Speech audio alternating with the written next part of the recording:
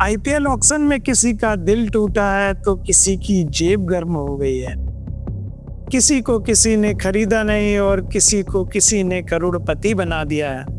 जब मैं बात कर रहा हूँ इसी आईपीएल ऑक्शन की, जिसमें भाई साहब वो प्लेयर्स जो 5 से 6 करोड़ के बिक सकते थे, 10 करोड़ के बिक सकते थे, उन प्लेयर्स को भाई साहब किसी ने खरीदा ही नहीं।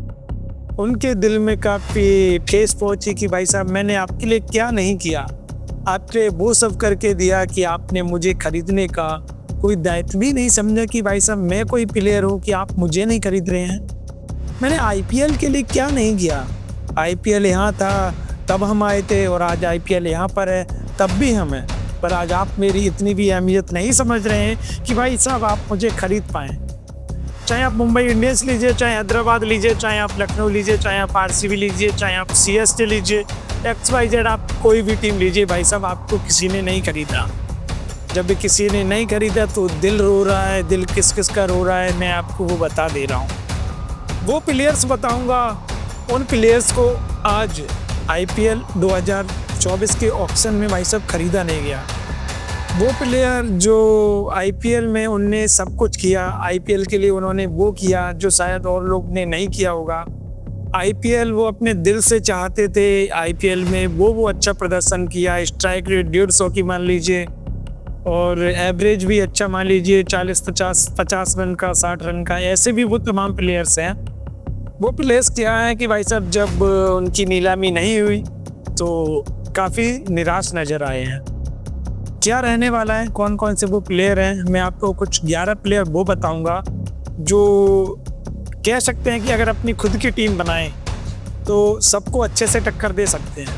हालांकि मैं आपको बता रहा हूं कि वो कौन है 11 प्लेयर जो भाई साहब नहीं बिके और हो सकता है कि तमाम टीमों को ध्वस्त कर सकते हैं अगर इनकी एक अलग से टीम बना दी जाए।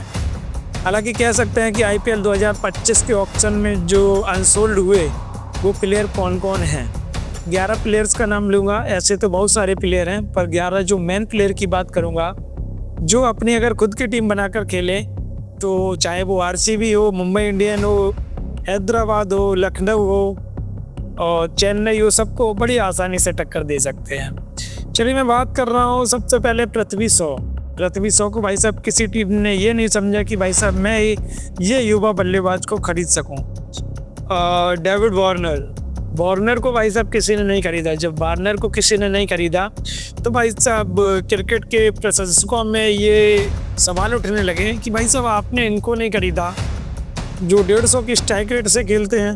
चलिए कोई बात नहीं, तीसरे की बात कर लेते हैं, मयंक अग्रवाल।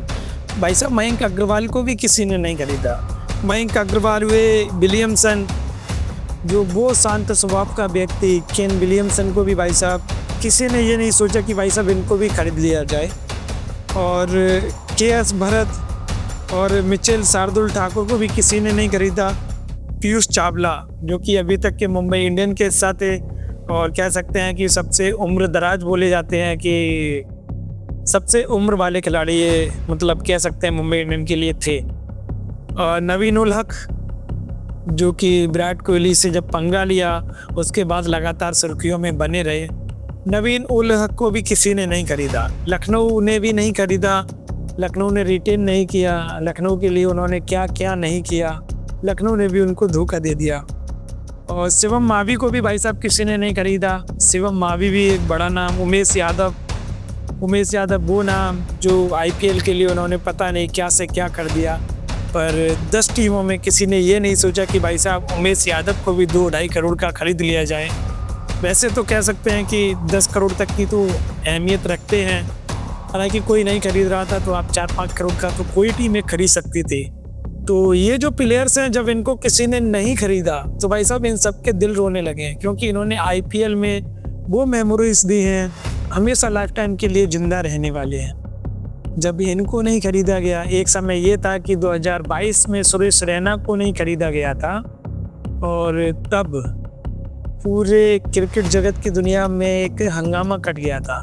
वही हुआ है डेविड वार्नर के साथ। वार्नर को भी भाई साहब किसी ने नहीं खरीदा तो सोशल मीडिया पे तबाही मची हुई है। बोल रहे हैं कि भाई साहब आपने नहीं खरीदा, आपने भी नहीं खरीदा। 10 में से किसी की ये नहीं थी कि भाई साहब डेविड वार्नर भाई को खरीदें।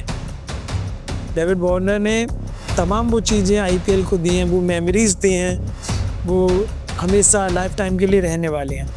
आपको क्या लग रहा है, क्या अगर ये 11 प्लेयर एक अपनी अलग टीम बनाकर खेलें तो किस किस को टक्कर दे सकते हैं? हालांकि ये पॉसिबल नहीं है, मैंने बताने की कोशिश की है कि इन प्लेयर्स को नहीं खरीदा गया जो किसी भी टीम को अपनी जीत तक पहुंचा सकते हैं। कमेंट आप करिएगा, आपको क्या लग रहा है।